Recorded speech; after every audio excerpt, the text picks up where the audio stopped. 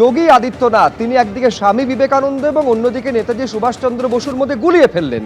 পুরুলিয়ার জয়পুরে নির্বাচনী প্রচার সভা ছিল, সেখানে গিয়ে তিনি বলছেন স্বামী বিবেকানন্দ বলেছিলেন তোমরা আমাদের রক্ত দাও, আমি তোমাদের স্বাধীনতা দেব। দেখুন একবার।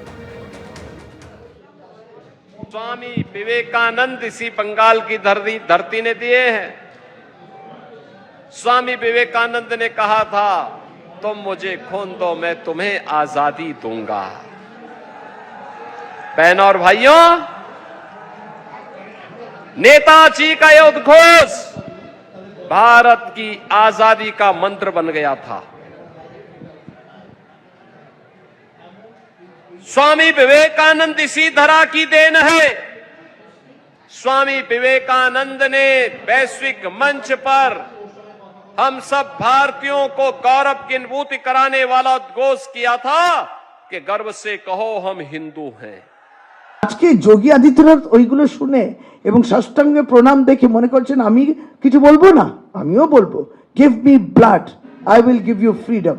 এই কথাটা বলে দিলাম। তিনি বলছেন, যোগী আদিত্যনাথ বলছেন, এটা নেতাজি সুভাষচন্দ্র বোস বলেনি, কিন্তু যোগী আদিত্যনাথ বলেছেন এটা স্বামী বিবেকানন্দর কথা। স্বামী বিবেকানন্দ বলছেন give me blood I will give you freedom.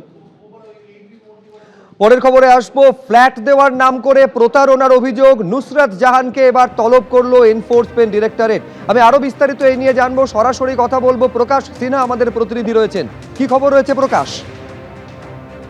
না দেখো শুভজিৎ, তুমি জানো এর আগেও কিন্তু নুসরাত জাহানকে আরেকবার তলব করা হয়েছে এই মামলায়। ফ্ল্যাট দেওয়ার নাম করে যে রাজারহাটে একটি আবাসন তৈরি করে প্রতারণায় সেভেন সেন্সেস বলে একটি কোম্পানি, এবং সেই কোম্পানির একজন অন্যতম ডাইরেক্টর হচ্ছেন নুসরাত জাহান।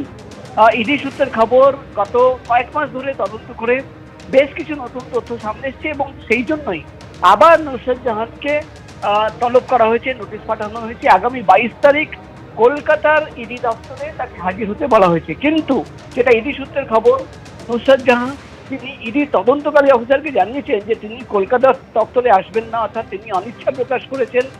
তিনি ইডির কাছে একটা প্রপোজাল দিয়েছেন যে তিনি দিল্লিতে থাকবেন এবং দিল্লির যে ইডি দপ্তর সেখানে তাকে জিজ্ঞাসাবাদ করা হোক। কিন্তু ইডির তরফে যেটা জানানো হচ্ছে যে দিল্লিতে তাকে জিজ্ঞাসাবাদ করা হবে না, যেহেতু কলকাতার মামলা, কলকাতার তদন্ত এবং কলকাতায় তদন্তকারী অফিসার থাকবেন, তাই আগামী 22 তারিখ নুসরাত জাহানকে কলকাতার ইডি দপ্তরে আসতে হবে। সব মিলিয়ে আবার সেই ফ্ল্যাট প্রতারণা মামলা এবং নুসরাত জাহানকে একেবারে ধন্যবাদ প্রকাশ। এবিপি আনন্দ এগিয়ে থাকে, এগিয়ে রাখে।